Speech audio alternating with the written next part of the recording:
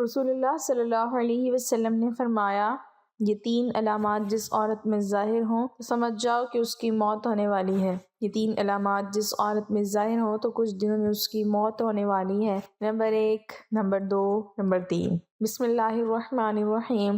خالق کائنات اللہ رب العزت نے ہر جاندار کے لیے موت کا وقت اور جگہ متعین کر دی ہے، اور موت ایسی شے ہے کہ دنیا کا کوئی بھی شخص، خواہ وہ کافر ہو یا فاجر، حتیٰ کہ دوہریا ہی کیوں نہ ہو، موت کو یقینی مانتا ہے۔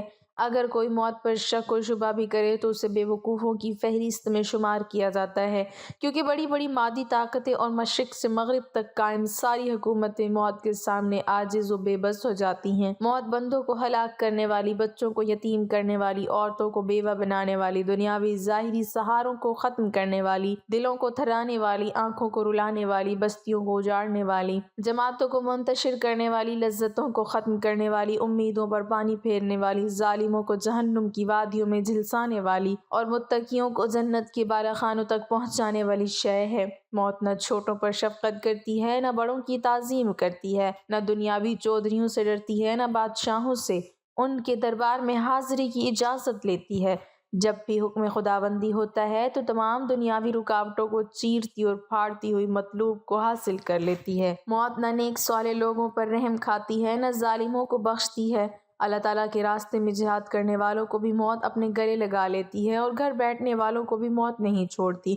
اخروی ابدی زندگی کو دنیاوی فانی زندگی پر ترجیح دینے والی بھی موت کی آغوش میں سو جاتے ہیں، اور دنیا کے دیوانوں کو بھی موت اپنا لقمہ بنا لیتی ہے۔ موت آنے کے بعد آنکھ دیکھ نہیں سکتی، زبان بول نہیں سکتی، کان سن نہیں سکتے، ہاتھ پیر کام نہیں کر سکتے۔ موت نام ہے روح کا بدن سے تعلق ختم ہونے کا اور انسان کا دار فانی سے دار بقا کی طرف کوچ کرنے کا۔ ترقی یافتہ سائنس بھی روح کو سمجھنے سے قاصر ہے، حالانکہ اللہ تعالیٰ نے قرآن کریم میں واضح طور پر اعلان فرما دیا ہے، روح صرف اللہ کا حکم ہے۔ موت پر انسان کے اعمال کا رجسٹر بند کر دیا جاتا ہے، اور موت پر توبہ کا دروازہ بند اور جزا و سزا کا وقت شروع ہو جاتا ہے۔ حضور اکرم صلی اللہ علیہ وسلم نے ارشاد فرمایا، اللہ تعالیٰ بندے کی توبہ قبول کرتا ہے یہاں تک کہ اس کا آخری وقت آ جائے۔ ہم ہر روز، ہر گھنٹہ، بلکہ ہر لمحہ اپنی موت کے قریب ہوتے جا رہے ہیں۔ سال، مہینے اور دن گزرنے پر ہم کہتے ہیں کہ ہماری عمر اتنی ہو گئی، لیکن حقیقت یہ ہے کہ یہ ایام ہماری زندگی سے کم ہو گئے۔ موت ایک مصیبت بھی ہے، جیسا کہ اللہ تعالیٰ فرماتا ہے، اور وہیں تمہیں موت کی مصیبت پیش آ جائے۔ اللہ تعالیٰ نے اپنے پاک کلام کی متعدد آیات میں موت اور اس کی حقیقت کو بیان کیا ہے، جن میں سے چند آیات پیش خدمت ہیں۔ ہر جاندار کو موت کا مزہ چکھنا ہے، اور تم سب کو تمہارے اعمال کے پورے پورے بدلے قیامت ہی کے دن ملیں گے۔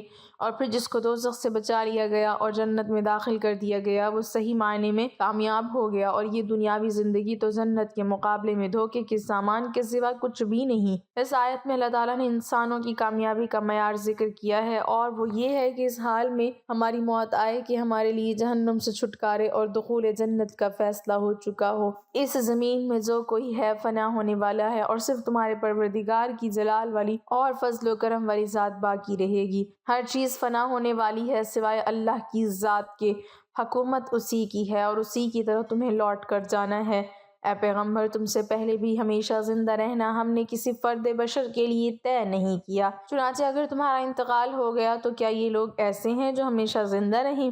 ہر جاندار کو موت کا مزہ چکھنا ہے، اور ہم تمہیں آزمانے کے لیے بری اور اچھی حالتوں میں مبتلا کرتے ہیں، اور تم سب ہمارے ہی پاس لوٹ کر آؤ گے۔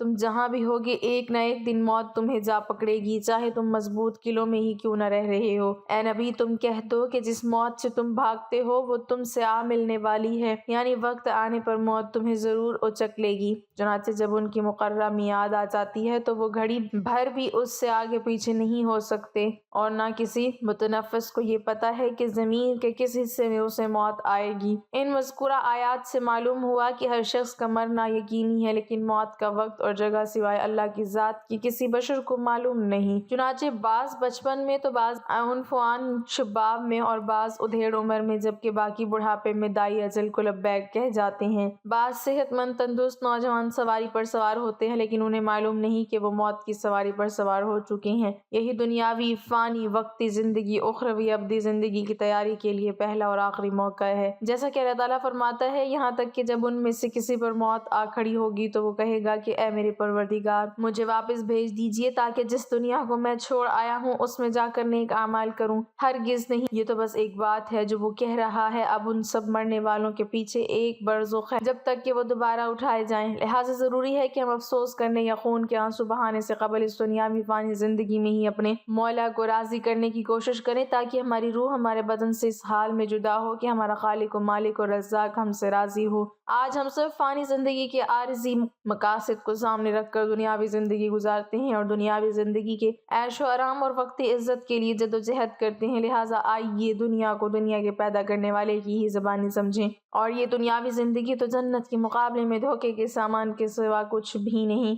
اللہ تعالیٰ نے قرآن مجید میں موت کو اجل سے تعبیر فرمایا ہے۔ اجل کے معنی ہے کسی چیز کا مقررہ وقت جو کسی قیمت پر نہ ٹلے۔ موت ایک ایسی حقیقت ہے کہ جس سے انکار کسی کے لیے بھی ممکن نہیں۔ ہر ایک جانتا ہے کہ ایک دن اس کی دنیاوی زندگی کا تسلسل یقیناً ختم ہو کر رہے گا، اور جب اس کی موت کا وقت آئے گا تو دنیا کی کوئی طاقت اور اعلیٰ سے اعلیٰ سائنسی اسباب وسائل اس کو موت سے نہ بچا سکیں گے۔ قرآن مجید کی سینکڑوں آیتوں میں موت، حشر اور جنت و دوزخ کی تفصیلات کا ذکر کیا گیا ہے اور لوگوں کو اس اٹل حقیقت کے لیے تیار رہنے کا حکم فرمایا گیا ہے۔ ہر جان موت کا مزہ چکھنے والی ہے اور تمہارے اجر پورے کے پورے تو قیامت کے دن ہی دیے جائیں گے۔ بس جو کوئی دوزخ سے بچا لیا گیا اور جنت میں داخل کیا گیا وہ واقعتاً کامیاب ہو گیا، اور دنیا کی زندگی دھوکے کے سامان کے سوا کچھ بھی نہیں۔ اور تم اس مال میں سے جو ہم نے تمہیں عطا کیا ہے اللہ کی راہ میں خرچ کرو، قبل اس کے کہ تم میں سے کسی کو موت آ جائے، پھر وہ کہنے لگے اے میرے رب، تو نے مجھے تھوڑی مدت تک کی مہلت اور کیوں نہ دے دی کہ میں صدقہ و خیرات کر لیتا اور نیکوکاروں میں سے ہو جاتا۔ اور اللہ ہرگز کسی شخص کو مہلت نہیں دیتا جب اس کی موت کا وقت آ جاتا ہے، اور اللہ ان کاموں سے خوب آگاہ ہے جو تم کرتے ہو۔ یہاں تک کہ جب ان میں سے کسی کو موت آ جائے گی تو وہ کہے گا اے میرے رب، مجھے دنیا میں واپس بھیج دے تاکہ میں اس دنیا میں کچھ نیک اعمال کر لوں جسے میں چھوڑ آیا ہوں۔ ہرگز نہیں، یہ وہ بات ہے جسے وہ بطور حسرت کہہ رہا ہوگا، اور ان کے آگے اس دنیا تک ایک پردہ حائل ہے جس دن وہ قبروں سے اٹھائے جائیں گے۔ لیکن اس کے مقابل یہ بھی ایک عجیب حقیقت ہے کہ موت جتنی زیادہ یقینی ہے اتنی ہی لوگوں میں اس سے غفلت اور عدم توجہی پائی جاتی ہے، حتیٰ کہ مجلسوں میں موت کا ذکر تک ناپسند کیا جاتا ہے۔ یہ غفلت ایمانی تقاضے کے بالکل برخلاف ہے۔ مومن کی شان یہی ہے کہ وہ کثرت سے موت کو یاد کیا کریں اور جہاں تک ممکن ہو آخرت کی تیاری کے لیے ہر وقت فکر مند رہنا چاہیے۔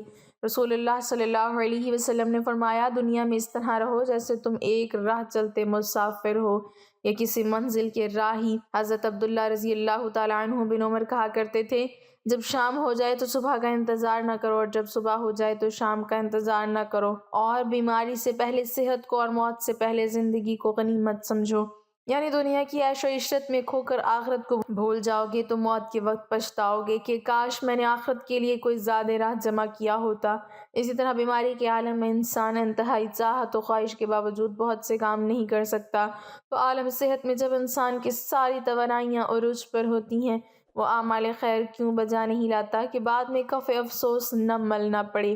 اسی لیے کہا گیا دنیا آخرت کی کھیتی ہے، یعنی دنیا میں ایمان و عمل کی جو فصل کاشت کرو گے آخرت میں اسی کا پھل ملے گا۔ اشعث ابن اسلم کہتے ہیں کہ حضرت ابراہیم علیہ السلام نے ملک الموت سے، جن کا نام عزرائیل ہے، دریافت کیا کہ اگر ایک آدمی مشرق میں ہو اور دوسرا مغرب میں، اور دونوں کا وقت ایک ہو، یا کسی جگہ روحیں قبض کرنی ہو جہاں وبا پھیلی ہوئی ہو یا جنگ ہو رہی ہو، تو تم کیا کرتے ہو؟ انہوں نے کہا کہ اللہ کے حکم سے روحوں کو بلاتا ہوں اور وہ میری انگلیوں کے درمیان سما جاتی ہیں تو میں انہیں قبض کر لیتا ہوں۔ ایک روایت یہ بھی ہے کہ پوری زمین ایک ملک الموت کے لیے ایک پلیٹ کی طرح ہے، وہ جسے چاہتا ہے اس میں سے لے لیتا ہے۔ وہب ابن منبع کہتے ہیں کہ ایک بادشاہ نے کسی جگہ جانے کا ارادہ کیا، پہننے کے لیے بہترین لباس منگوایا، سواری کے لیے بہترین سواری منگوائی، اس پر سوار ہو کر بڑی شان و شوکت اور متکبرانہ انداز سے نکلا کہ اس کے نزدیک کسی آدمی کی کوئی اہمیت نہ تھی۔ اسی دوران اس کے پاس ایک بدحال اور پراگندہ بال شخص آیا اور اسے سلام کیا، لیکن بادشاہ نے اپنے غرور و تکبر کی وجہ سے اس کے سلام کا جواب نہ دیا۔ اس شخص نے اس کے گھوڑے کی لگام پکڑ لی۔ بادشاہ نے کہا کہ لگام پکڑ کر تو نے بہت بڑی غلطی کی ہے۔ اس نے کہا کہ میں تیرے پاس ایک ضرورت سے آیا ہوں۔ بادشاہ نے کہا کہ میرے اترنے کا انتظار کر۔ اس نے کہا کہ نہیں، اسی وقت کام ہے۔ یہ کہہ کر اس نے لگام کو زور سے جھٹکا دیا۔ بادشاہ نے کہا کہ ٹھیک ہے، اپنی ضرورت بیان کر۔ اس شخص نے کہا کہ یہ ایک راز کی بات ہے۔ بادشاہ نے اپنا چہرہ اس کے قریب کیا، اس نے کان میں سرگوشی کی، میں ملک الموت ہوں۔ یہ سن کر بادشاہ کا رنگ متغیر ہو گیا اور زبان لڑکھڑا گئی۔ وہ کہنے لگا مجھے اتنی مہلت دے کہ میں گھر واپس جاؤں اور اپنی بعض ضروریات پوری کر لوں اور اپنے اہل و عیال کو الوداع کہہ دوں۔ ملک الموت نے کہا کہ اب اس کی اجازت نہیں، اب کبھی تو اپنے گھر والوں کو اور اپنے مال و متاع کو نہیں دیکھ سکے گا۔ یہ کہہ کر ملک الموت نے اس کی روح قبض کر لی اور وہ سواری سے بے جان لکڑی کی طرح زمین پر گر پڑا۔ حضرت اعمش روایت کرتے ہیں کہ ملک الموت حضرت سلیمان علیہ السلام کی مجلس میں آئے اور ان کے ساتھیوں میں سے ایک کو گھورنے لگے۔ جب مجلس برخاست ہوئی تو اس شخص نے حضرت سلیمان علیہ السلام سے پوچھا یہ کون شخص تھے جو مجھے اس طرح گھور رہے تھے؟ حضرت سلیمان علیہ السلام نے جواب دیا یہ ملک الموت تھے۔ یہ بات سن کر وہ شخص بے حد گھبرا گیا اور کہنے لگا شاید وہ میری روح قبض کرنا چاہتے ہیں۔ حضرت سلیمان علیہ السلام نے اس سے دریافت کیا تم کیا چاہتے ہو؟ اس شخص نے جواب دیا کہ میں چاہتا ہوں کہ آپ ان سے بچائیں اور ہوا کو حکم دیں کہ وہ مجھے اڑا کر کہیں دور لے جائے۔ آپ علیہ السلام نے ایسا ہی کیا۔ تھوڑی دیر بعد ملک الموت دوبارہ مجلس میں حاضر ہوئے۔ حضرت سلیمان علیہ السلام نے ان سے پوچھا کہ تم میرے فلاں صاحب کو کیوں گھور رہے تھے؟ ملک الموت نے کہا مجھے اس شخص کو آپ علیہ السلام کی مجلس میں دیکھ کر حیرت ہو رہی تھی، کیونکہ خدا تعالیٰ سے مجھے اس شخص کو ہند کے فلاں علاقے میں روح قبض کرنے کا حکم ملا تھا، مگر وہ آپ علیہ السلام کی مجلس میں تھا۔ مگر جب میں اس علاقے میں پہنچا تو وہاں موجود تھا جہاں میں نے اس کی روح قبض کر لی۔ زندگی اور موت صرف اللہ عز و جل کے ہاتھ میں ہے۔ کسی ذی روح کو اس کی موت کے بارے میں خبر نہیں دی گئی سوائے اللہ کے نبیوں اور برگزیدہ بندوں کو، لیکن یہ ایک ایسی حقیقت ہے جس سے انکار ممکن ہی نہیں۔ کل نفس ذائقۃ الموت کہ ہر ذی روح کو موت کا ذائقہ چکھنا ہے۔ اگرچہ موت کے بارے میں کوئی حتمی طور پر آگاہی نہیں دے سکتا، لیکن بزرگان دین اس بارے میں پیشن گوئی کرتے ہیں، اور حضرت علی رضی اللہ تعالیٰ عنہ کا موت کے بارے میں فرمان ہے کہ جب انسان میں 3 علامات ظاہر ہونے لگیں تو جان لیں کہ موت واقع ہونے والی ہے۔ چند دن کے اندر وہ شخص مرنے والا ہے اور اسے موت آنے والی ہے۔ مکمل تفصیلات جاننے کے لیے ویڈیو کو آخر تک ضرور دیکھیے گا۔ محترم ناظرین اکرام، حضرت ابراہیم علیہ السلام جو کہ جد الانبیاء ہیں، حضرت یوسف علیہ السلام حضرت ابراہیم علیہ السلام کے پوتے تھے، اور حضرت یوسف علیہ السلام وہ نبی علیہ السلام ہیں جن کو اللہ نے بڑے ہی حسن سے نواز رکھا تھا اور بڑی ہی خوبصورتی عطا کی تھی۔ اتنی خوبصورتی کہ مصر کی شہزادیوں نے جب دیکھا تو انہوں نے اپنی انگلیاں ہی کاٹ ڈالی، انہیں پتہ تک نہیں چلا، اور وہ حضرت یوسف علیہ السلام کے حسن میں اس طرح مگن ہو گئیں۔ ان کی نظر حضرت یوسف علیہ السلام پر تھی اور انہوں نے سیب اور چھری پکڑی ہوئی تھی۔ سیب کی جگہ پر وہ اپنے ہاتھ کاٹتی رہیں، انگلیاں کاٹتی رہیں اور انہیں پتہ تک نہ چلا۔ حضرت یوسف علیہ السلام اس قدر خوبصورت تھے۔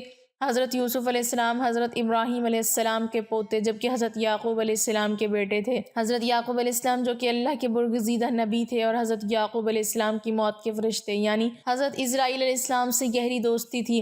حضرت اسرائیل علیہ السلام جب اللہ کے نبی حضرت یعقوب علیہ السلام کے علاقے میں کسی کی روح نکالنے جاتے تھے تو حضرت یعقوب علیہ السلام کے گھر ضرور آتے اور ان سے ملاقات ضرور کرتے، کیونکہ گہری دوستی تھی اور یارانہ تھا۔ جب ہم انسان بھی اپنے کسی دوست کے علاقے میں جاتے ہیں تو اپنے دوست سے ملاقات کرنے کے لیے اس کے گھر ضرور جاتے ہیں۔ اسی طرح حضرت اسرائیل علیہ السلام جب بھی اس علاقے میں چکر لگاتے تو اپنے دوست یعنی حضرت یعقوب علیہ السلام سے ضرور ملاقات کرتے، کہتے ہیں کہ میں فلاں کی جان قبض کرنے جا رہا ہوں یا فلاں بن فلاں کی روح نکالنے جا رہا ہوں۔ بہت گہری دوستی تھی۔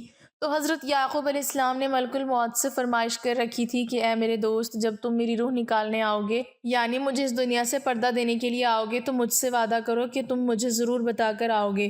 موت کے فرشتے نے اپنے دوست یعنی حضرت یعقوب علیہ السلام سے حامی بھر لی کہ جب بھی آپ کی روح نکالنے آؤں گا تو پہلے آپ کو اس بات سے باخبر کر دوں گا۔ دونوں دوستوں کے مابین یہ بات طے ہو گئی۔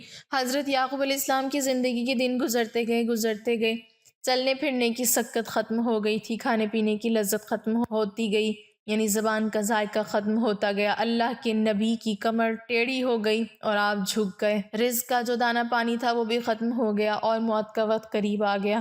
اسی دن ملک الموت حضرت یعقوب علیہ السلام کے گھر داخل ہوئے۔ اللہ کے نبی حضرت یعقوب علیہ السلام نے جب موت کے فرشتے کو دیکھا تو پوچھا کہ کدھر آنا ہوا، کیا ملاقات کے لیے آئے ہو؟ تو کہا نہیں ملاقات کے لیے نہیں آیا، بلکہ آج تو میں آپ کی روح قبض کرنے آیا ہوں۔ تب حضرت یعقوب علیہ السلام نے کہا کہ اے میرے دوست، ہمارے درمیان یہ بات طے ہوئی تھی کہ جب تم میری روح نکالنے آنا تو پہلے مجھے بتا کر آنا، لیکن تم نے مجھے بتایا تک نہیں۔ آپ نے میرے ساتھ یہ وعدہ کیا تھا کہ میں آنے سے پہلے بتاؤں گا، تو آپ کو اپنا وعدہ پورا کرنا چاہیے تھا۔ تب ملک الموت حضرت اسرائیل علیہ السلام نے عرض کیا کہ اے اللہ کے نبی، آپ کے ساتھ میری گہری دوستی ہے، اور یہ کیسے ہو سکتا ہے کہ میں آپ کے ساتھ کیا ہوا اپنا وعدہ بھول جاؤں اور آپ کو نہ بتاؤں؟ اے اللہ کے نبی اور میرے پیارے دوست، میں نے آپ کو ایک بار نہیں، 2 بار نہیں، بلکہ پورے 7 بار بتایا کہ میں آپ کی روح قبض کرنے کے لیے آنے والا ہوں۔ پورے 7 بار آپ کو مطلع کرنے کے بعد ہی آپ کے پاس آیا ہوں۔ حضرت یعقوب علیہ السلام حیران ہوئے اور پوچھا کہ وہ کیسے؟ تو ملک الموت نے عرض کیا، اے اللہ کے نبی، کیا آپ کو یاد ہے کہ آپ کے علاقے میں نے فلاں بن فلاں کی روح نکالی تھی، اور اس بوڑھے انسان کی موت کے بعد اس کی تدفین بھی آپ نے ہی اپنے ہاتھوں سے کی تھی؟ حضرت یعقوب علیہ السلام نے کہا کہ جی ہاں، مجھے یاد ہے۔ تو ملک الموت نے مزید کہا کہ آپ ہی کے علاقے میں نے فلاں بن فلاں ایک بچے کی روح بھی نکالی تھی، کیا آپ کو اس کے بارے میں بھی یاد ہے؟ حضرت یعقوب علیہ السلام نے فرمایا کہ مجھے اچھی طرح سے یاد ہے۔ تب موت کے فرشتے نے کہا کہ اے نبی، میں صرف ان کی روح قبض کرنے ہی نہیں آتا تھا، بلکہ آپ کو بار بار بتانے بھی آتا تھا کہ آج ان کی باری ہے، کل آپ بھی تیار ہو جائیں۔ آج اس بوڑھے کی باری ہے، آج اس بچے کی باری ہے، اور آج اس نوجوان کی باری ہے، تو کل آپ کی بھی باری آنے والی ہے۔ اے اللہ کے نبی، میں آپ کو ایک بار نہیں بلکہ 7 بار بتا چکا ہوں۔ محترم ناظرین کرام، موت کا فرشتہ جب ہمارے ہمسائے کی روح نکالنے آتا ہے تو وہ صرف اس کی موت کا سامان لے کر نہیں آتا، بلکہ ہمیں بھی بتانے آتا ہے کہ آج اس کی باری ہے، کل آپ بھی تیار ہو جائیں۔ تو اس سے ثابت ہوتا ہے کہ جب محلے میں موت کا فرشتہ آ جائے اور کسی کی روح نکال لے تو اس محلے کے باقی رہنے والے بھی تیار ہو جائیں کہ آج اگر میرا یہ گہرا دوست، ہمسایہ یا رشتہ دار مر گیا ہے، یا آج میرا بھائی چلا گیا ہے، میرا باپ اس دنیا سے چلا گیا ہے، میری ماں چلی گئی ہے، کہ کوئی بھی جا سکتا ہے، تو صرف وہی نہیں گیا بلکہ کل اس کے پیچھے میں بھی جانے والا ہوں۔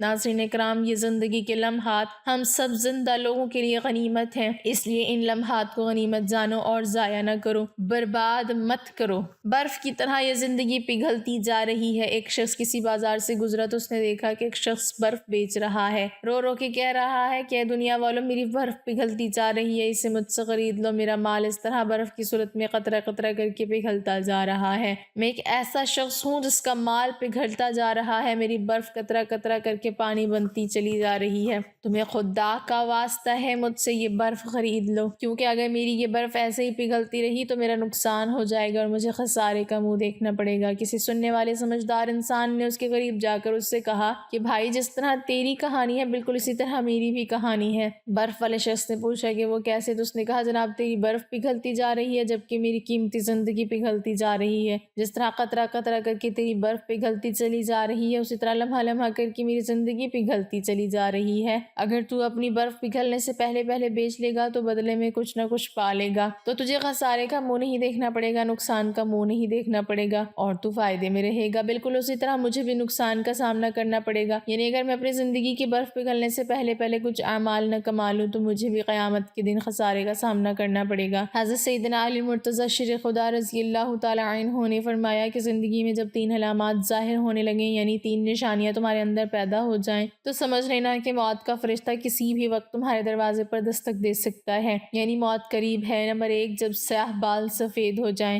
نمبر 2، جب بدن سے توانائی ختم ہو جائے۔ نمبر 3، جب کمر جھک جائے، یعنی کمر ٹیڑھی ہو جائے، جسم میں طاقت نہ رہے، ہاتھ تو ہیں لیکن چھونے کی طاقت نہیں، پیر تو ہیں لیکن چلنے کی ہمت نہیں، کھانے پینے کا سامان تو ہے لیکن کھانے میں لذت نہیں، جیب میں پیسے ہیں لیکن بڑھاپے کا علاج نہیں، بہن بھائی بیٹا بیٹی رشتہ دار تو ہیں لیکن کھڑے ہونے اور چلنے پھرنے کا سہارا نہیں۔ جب یہ علامات ظاہر ہونے لگیں تو سمجھ لیں کہ موت قریب ہے۔